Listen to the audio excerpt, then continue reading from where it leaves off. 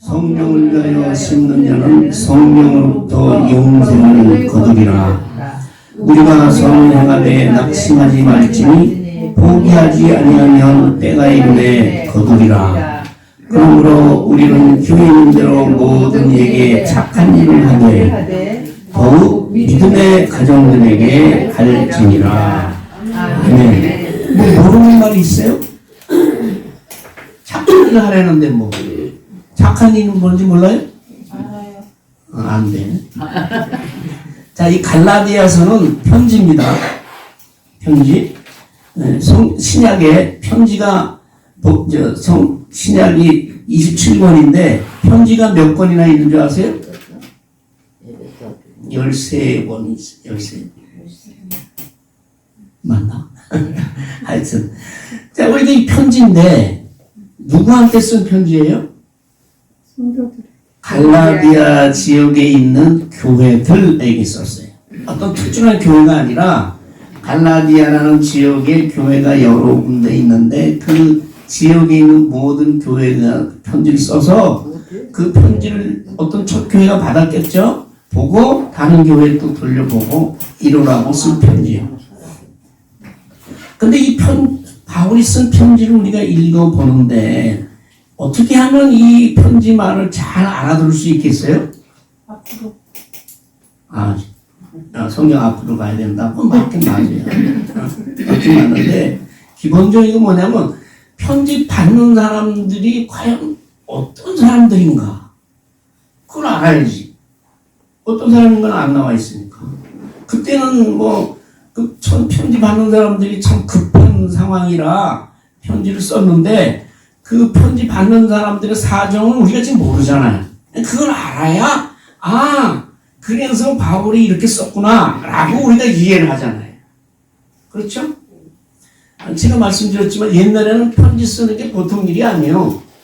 옛날에 편지 써보신 분들 있어요? 또 제 연애 편지 나오라고. 옛날 편지 쓰려면 편지지 사야지, 편지봉도 사야지, 또 써서 우체국에 가서 우표 사가지고 붙여서 우체통에 넣어야 되잖아. 그래야 간다고. 그 우체국에 가서 배달해주고 이래.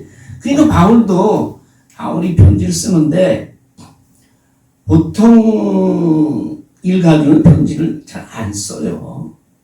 근데 이 갈라디아 지역에 있는 교회가 문제가 있기 때문에 쓴 거죠.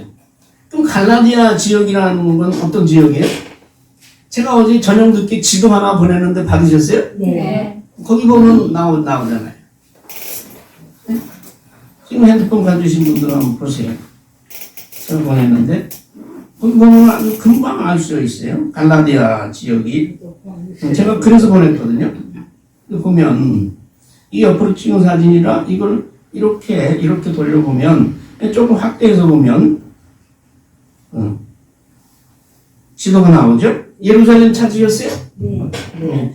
예루살렘에서 거기는 유대 땅이잖아요. 가나안 땅. 지중해를 따라서 쭉 올라가다 보면 지중해 바다, 까만 바다를 올라가다 보면 안디옥이라는 데 나오죠. 네. 이 안디옥이 이방인으로서 최초의 교회고 바울을 선교사로 파송한 교회가 안디옥 교회예요. 근데 그 안디옥은 수리아 지방에 있어요. 그래서 여기를 수리아 안디옥이라고 그래. 왜 수리아라고 하는 붙인 이유는 안디옥이 또 있거든.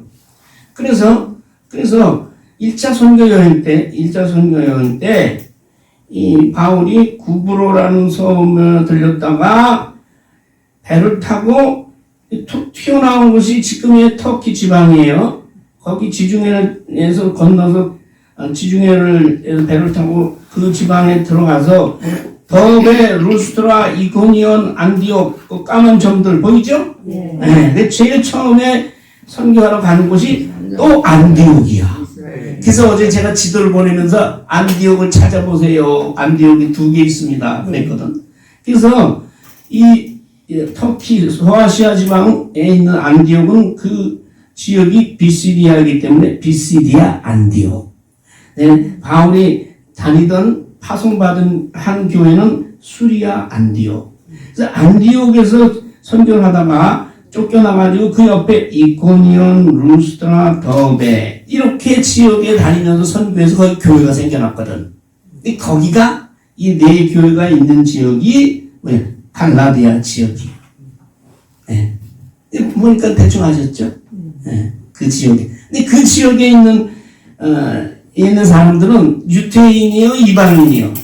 이방인이거든.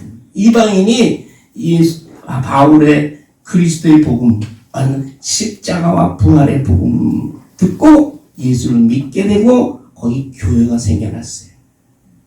교회가 생겨났는데 그래서 갈라디아서에 보면 그 갈라디아 사람들한테 바울이 인사를 해요. 편지 보면 그때 처음에 그러잖아요. 지금 같은 경우는 이 중추가절에 옛날 사람들 중추가절이라는 건 뭐예요?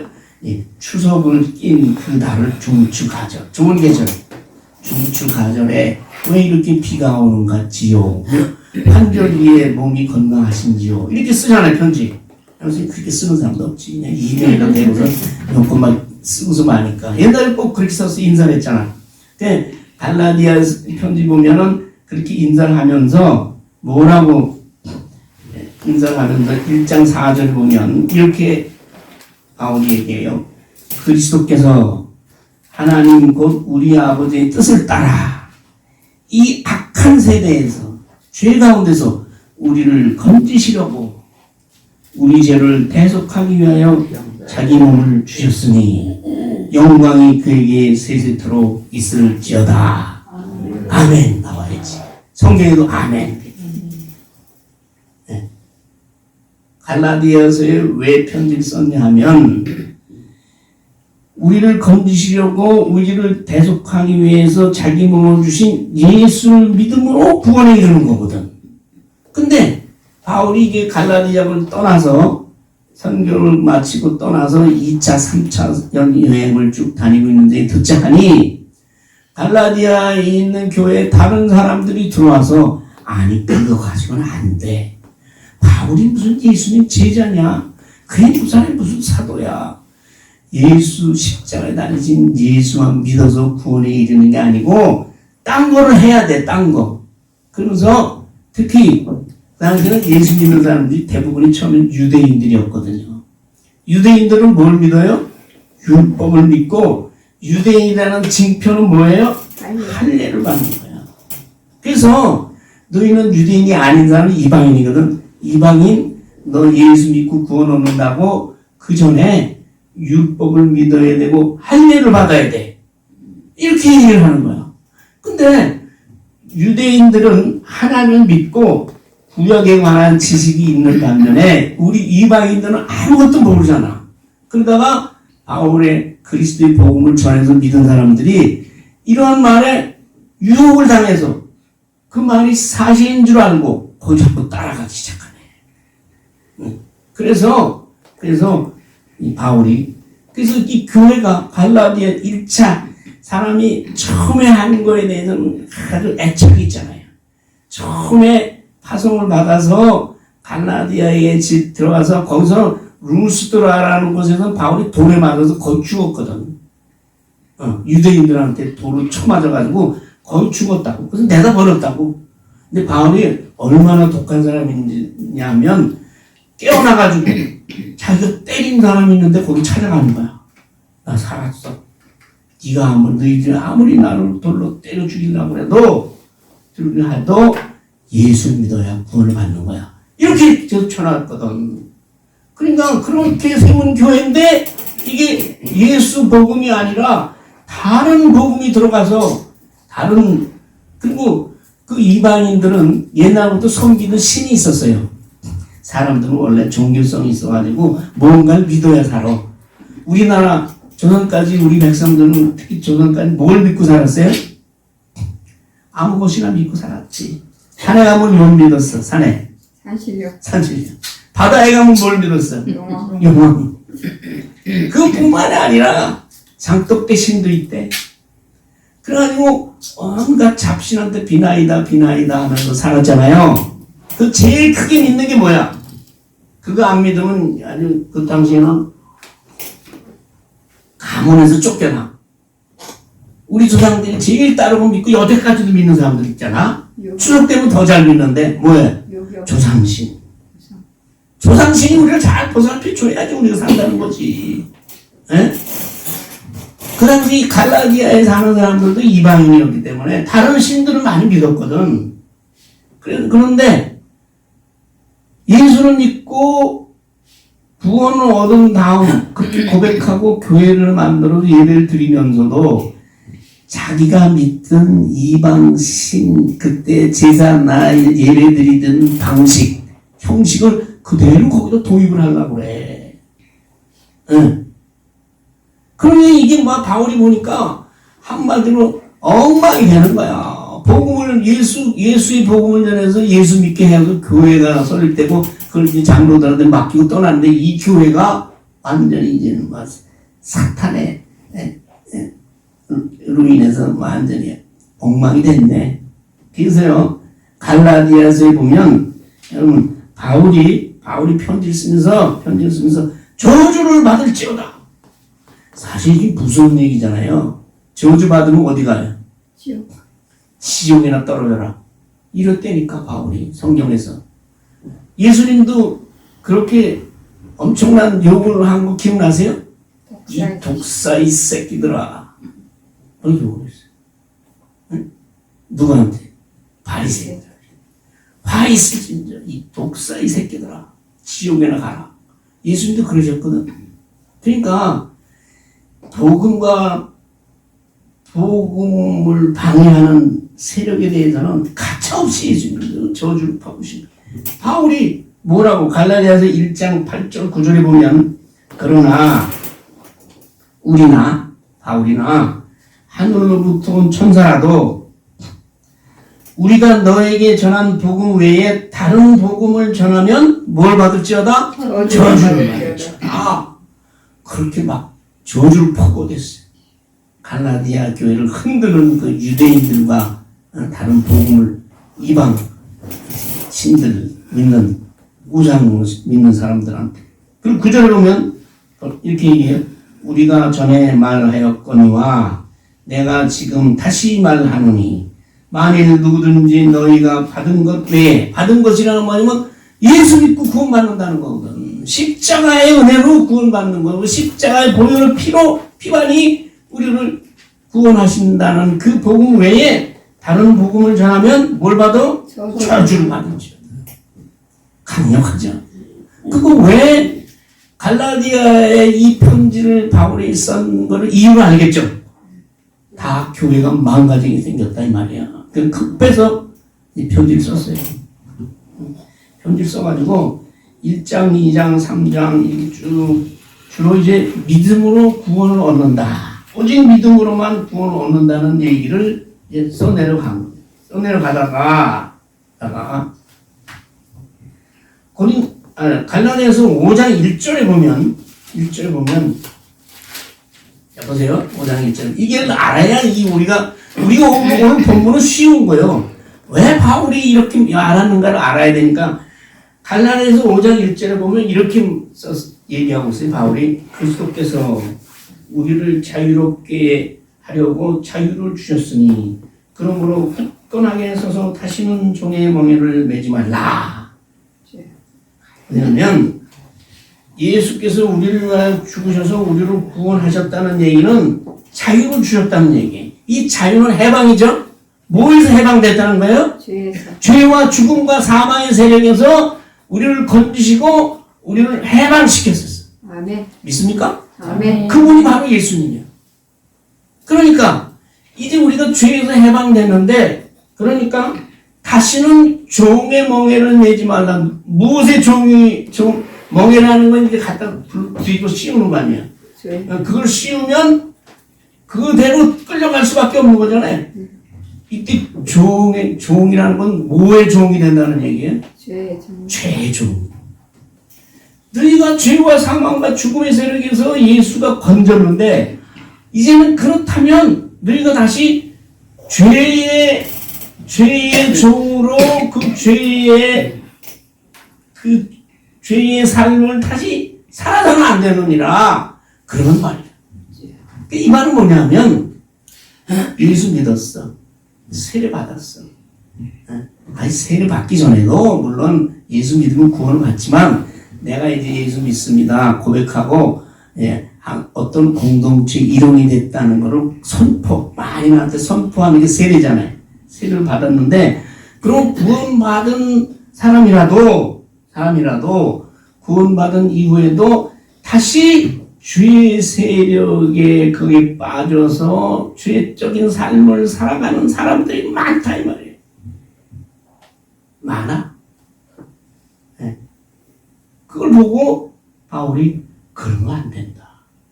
그러면 안 돼. 그럼 어떻게 살아야 되냐? 어떻게 살냐? 성령님에 따라 살아야 돼. 성령을 따라 살고 성령을 쫓아 살고 성령 안에서 살고 성령으로 행하며 살아야 하느니라 말씀입니다. 여러분 구원을 받았죠? 네. 구원 받았잖아요. 네. 그럼 이제 끝났어요 구원이? 제가 아니 여러 번 얘기했어요. 세례 받고 지금 믿어서 구원을 받았다고. 그럼 이제 나의 구원은 끝났네. 구원 받았으니까 앞으로 나의 구원 받았다고 당장 하나님 데려가는 건 아니잖아. 하나님 부르실 때까지 이 땅에서 어려서 세례를 받으면 14살에 세례를 받을 수 있잖아. 14살에 세례를 받으면 요새는 한 80년을 살아야 돼. 그 80년간의 삶은 어떻게 살아야 되냐 이 말이야. 네, 많은 사람들 내 죄를 구원을 받았어. 그러니까 교회만 열심히 다니면 나의 삶은 아무렇게나 살았고 그렇잖아. 구원 받았는데 뭐 무슨 짓을 하면서 살아도 나는 구원 받은 사람을 천국에 가 이러면서 방종하게 사는 사람들이 많다 이 말이에요. 요새. 그런데요, 우리 구원은 우리가 예수 믿어서 구원 받았지만 그 구원이 온전히 이루어지는 날은 언제예요? 예수님이 다시 오시는 날. 네. 생각해 보세요. 우리가 구원 받았는데 이 몸도 영원히 살아요? 언제 우리 죽을지 모르잖아요.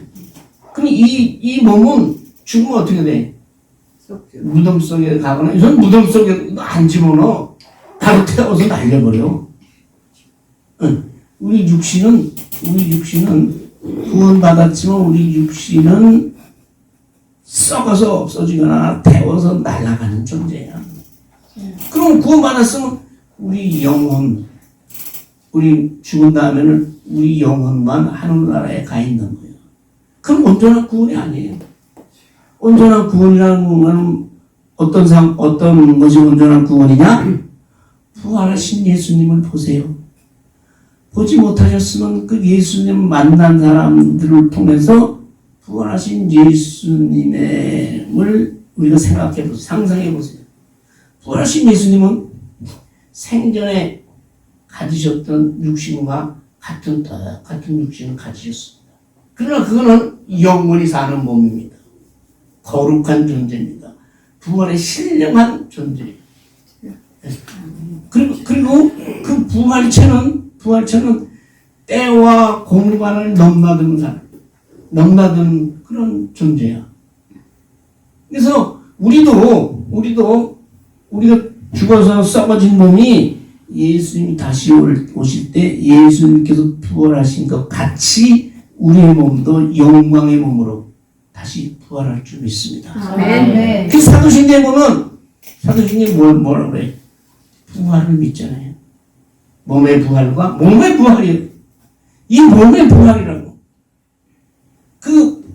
그 몸이 어떻게 생겼는지 그건 알 수가 없지만 부활하신 예수님이 엠마오의 12제자에게도 나타나고 갈릴리 호수에도 나타나고 제자들이 골방에 숨어가지고 두려워 떨 때도 그 앞에 나타나고 또 여기 나타나는 동일한 시간에 여기도 나타날 수 있고 이런 자유로운 때와 공간을 넘나드는 자유로운 영광의 신령한 몸이듯이 우리도 그렇게 부활했단 말이에요.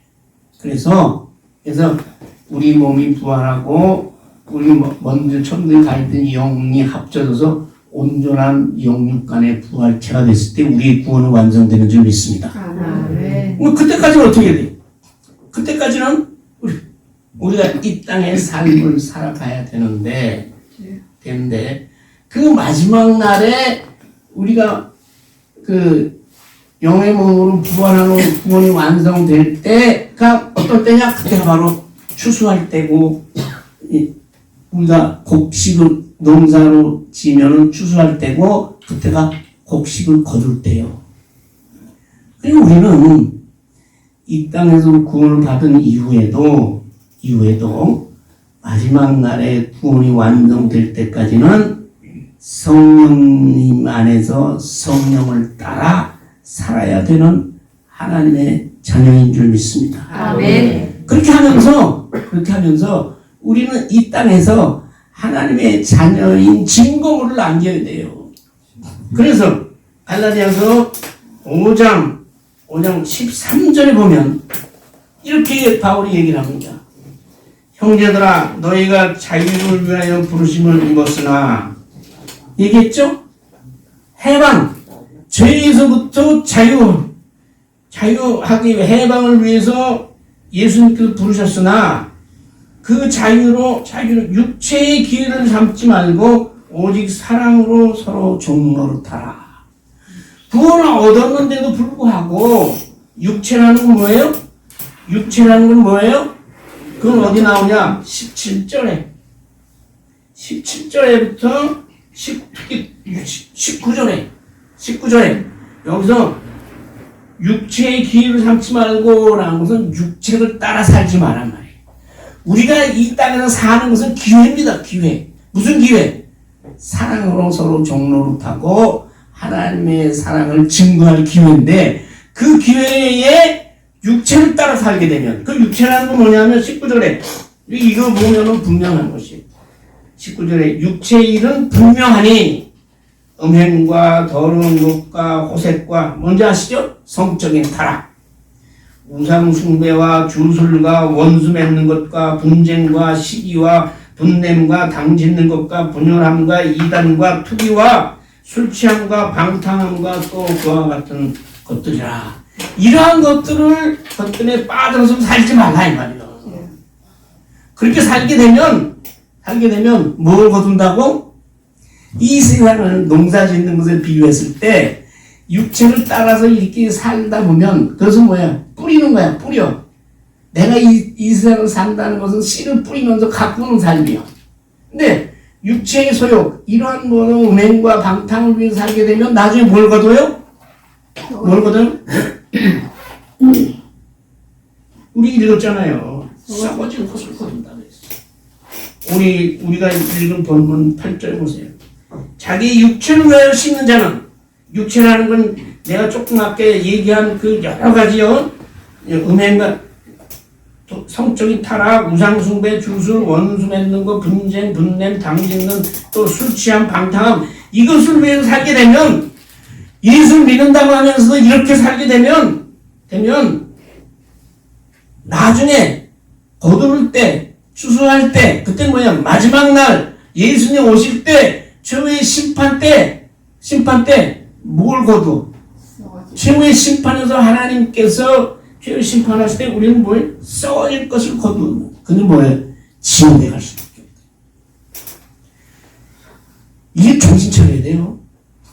예수 믿고 구원 받는다고 하더라도 예수님이 다시 오실 때까지, 다시 오시기 전에 내가 죽는다면 죽는 때까지, 예수 믿는 날부터 죽는 데까지 이 세상적인 것, 아까 얘기한 것들만을 위해서 쭉 살다가 보면 예수님 마지막 날에 우리가 영광의 몸을 부활하는 것이 아니라 지옥에 처박히는 존재가 되고 만다 이 말이에요. 그럼 어떻게 해야 되느냐? 이 세상을 따라 살지 않으려면 어떻게 되느냐? 그거를 안 하기 위해서 내 술 태백이야. 내일부터 술 끊어. 그래서 입원했어. 알코올만 입원하는 젊은 병원이 있어. 여기 강릉동에 있어. 새하늘 병원이라고. 입원했어.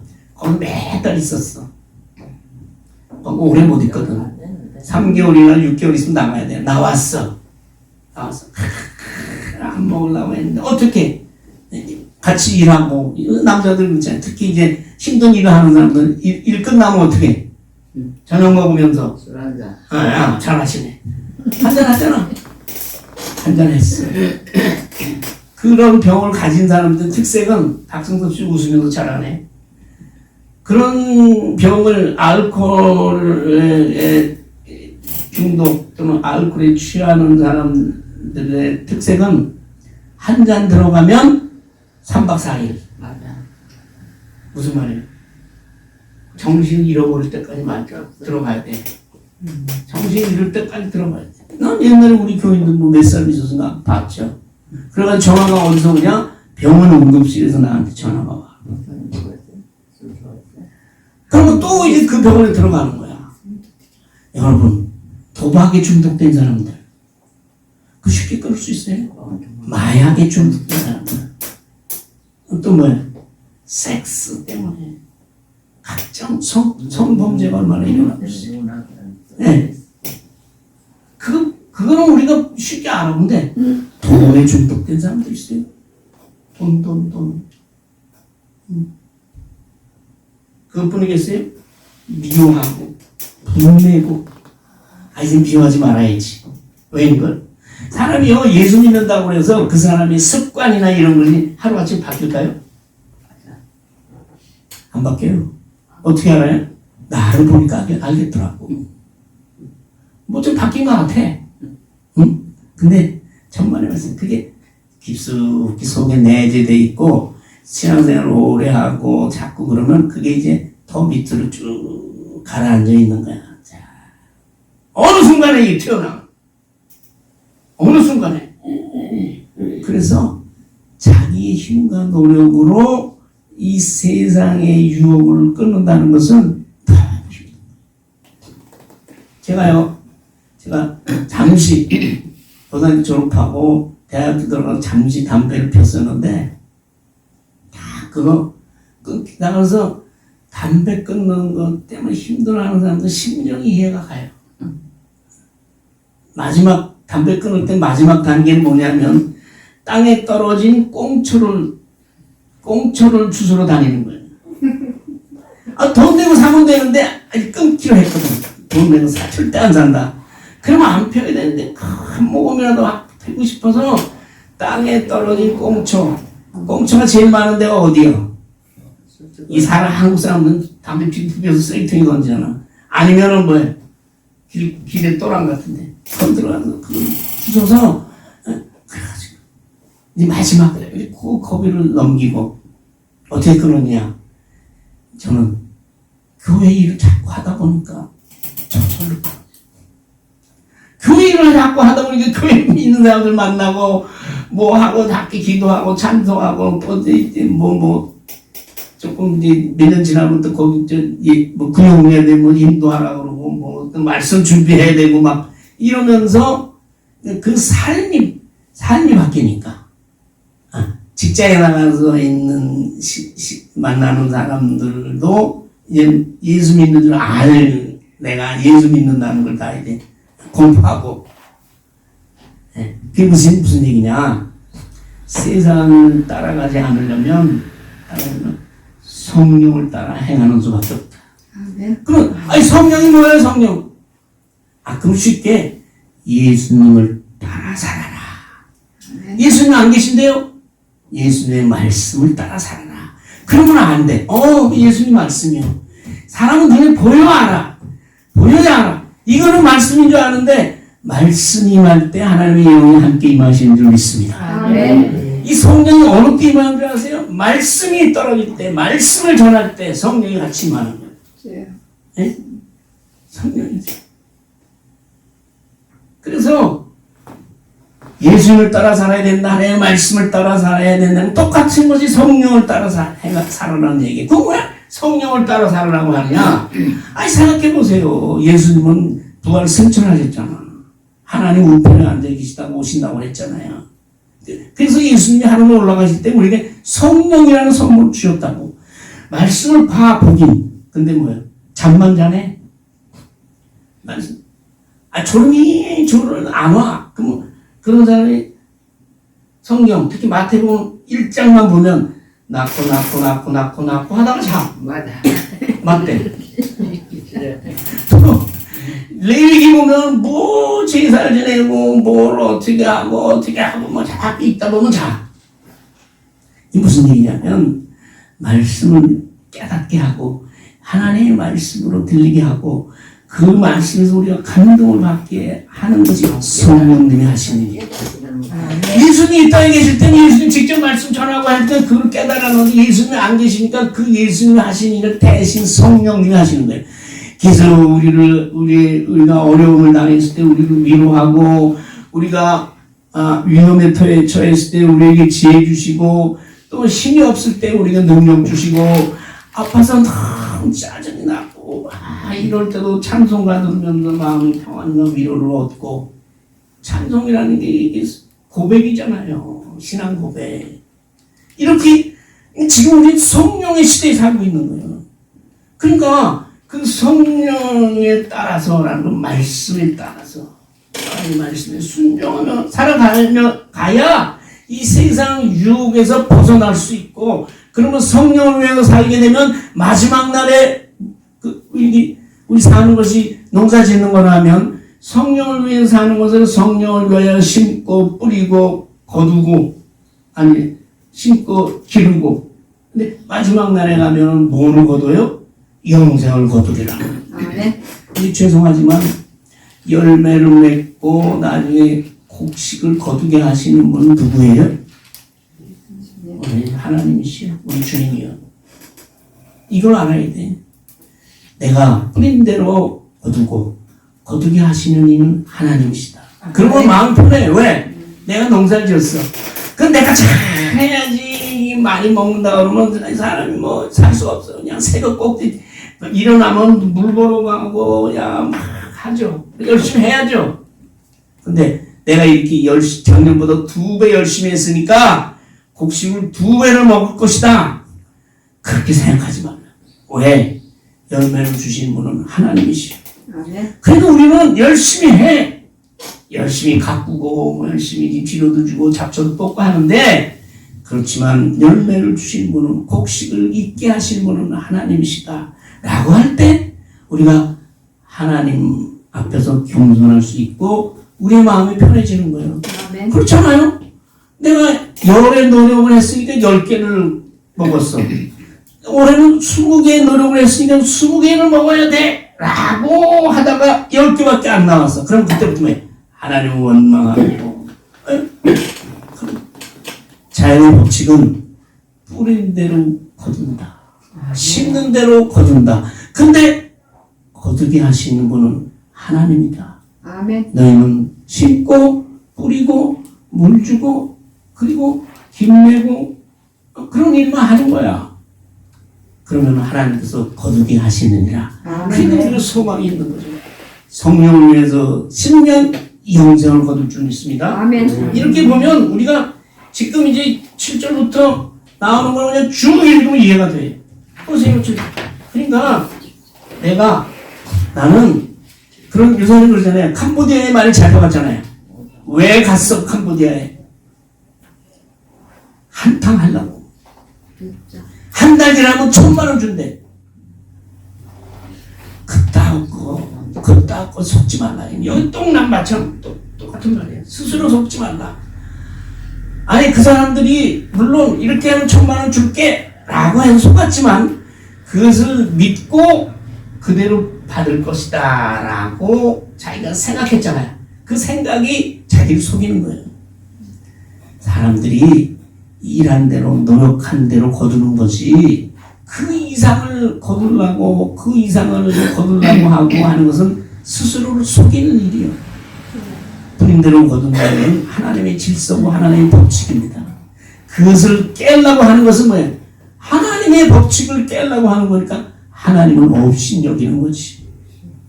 우리는 심는 대로 거둔다는 이 하나님의 법칙 아래서 하나님 열매 주시는 하나님 앞에서 우리가 겸손하게 사는 것이 그것이 우리의 복인 줄 믿습니다. 아멘. 왜? 마음의 위로와 평안을 받으니까 그게 복이에요. 그래서 스스로 속이지 말라 이 말이에요. 하나님을 없이 여기지 말라. 하나님의 법칙을 무엇으로 심든지 그대로 거두리라 해놓고 육체를 위해서 심으면 뭐예요? 썩어질 것을 거둬 지옥에 가. 성령을 위해서 심는다는 것은 산다는 거예요. 심고 가꾸고 하는 것이 우리 삶이요. 그래서 열매를 거두는 건 마지막 날에 이 땅에 살 때는 열심히 뿌리고 심고 가꾸어야 되는데 성령을 위해서 성령을 말씀 안에서 하나님의 말씀에 따라 예수 그리스도에 순종하면서 그렇게 살면 심으면 영생을 거두리라. 아멘. 그런데 중요한 거는 그거 하다가 중도 포기하지 마라. 예수 믿다가 중도 포기하는 사람이 얼마나 많은지 몰라요. 왜? 고생이거든 그게. 요새 벼농사는 잘 안 하고 다 콩 짓고 뭐 감자 심고 뭐 이상한 거 다 심더라고. 왜? 벼농사 엄청 이제는 힘들어. 네. 힘들다고 이거 포기하지 마라. 포기하면 뭐예요? 안 하는 거. 안 한 것만도 못해. 왜? 처음부터 안 하면 예수 믿고 성령을 따라 살 수 있는 가능성이 있어. 근데 성령을 따라 살다가 너무 힘들어. 그래서 사탄의 유혹에 넘어가서 중간에 포기했어. 그럼 그 다음에 뭐가 생겨? 원망과 미움과 증오와 분노가 생기는 거야. 그러니까 가능성이 없어져. 절대 포기하면 안 돼. 그래서 끝까지. 왜?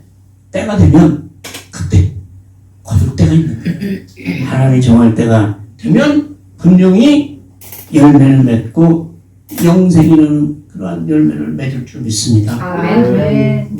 근데 선한 일을 하는데 모든 사람에게 해야 되지만 특히 예수 믿는 우리 사람들 가정에 특별히 먼저 해라 그런 말이에요.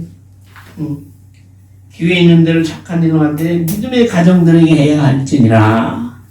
자, 그래서 이게 착한 일을 하는 것은 누구나 착한 일을 할 수 있어. 그러나 우리가 하는 착한 일은요, 착한 일은 우리 안에 성령이 들어와서 하나님 하신 거거든. 믿는 사람들이나 잘못 믿는 사람이나 예수 안 믿는 사람들이 하는 착한 일은 내가 하는 거야. 큰 차이예요. 내가 하는 거야. 내가 해서 내가 구원을 받아? 절대 아니요. 믿음으로 구원을 받는 거야. 우리가 하는 착한 일은 믿음이 성령이 내 안에 들어와서 성령님께서 하신 일입니다. 아멘. 그래서 우리는 그 일을 하고 나서 하나님께 뭐라 무익한 종입니다. 오늘도 하나님 앞에 부족했습니다. 그렇게 고백하는 것이 왜? 나 자신은 힘이 없어요. 여러분 평생 성령을 위하여 심어서 성령의 풍성한 열매를 거두는 저와 여러분 되시기를 소원합니다. 아멘. 아버지 하나님 추수의 계절입니다. 농사 지은 사람들이 열매를 거둡니다. 거두게 하시는 분은 그러나 하나님인 줄 우리는 믿습니다. 이제 우리가 예수 믿고 이 세상 살아갈 때 성령으로 살고 성령에 의해서 살고 성령 안에 살고 말씀 안에서 우리가 은혜로 살 수 있도록 도와주시옵소서. 중도에 포기하지 않도록 도와주시옵소서. 기쁨으로 우리가 행할 수 있도록 도와주시고 성령으로 행할 때 하나님의 큰 기쁨이 되는 것을 우리가 알고 하나님께 기쁨이요 우리에게도 기쁨이 되는 귀한 삶을 통해 영생의 풍성한 열매를 거둘 줄 믿습니다. 감사하고 예수님의 이름으로 기도하옵나이다. 아멘.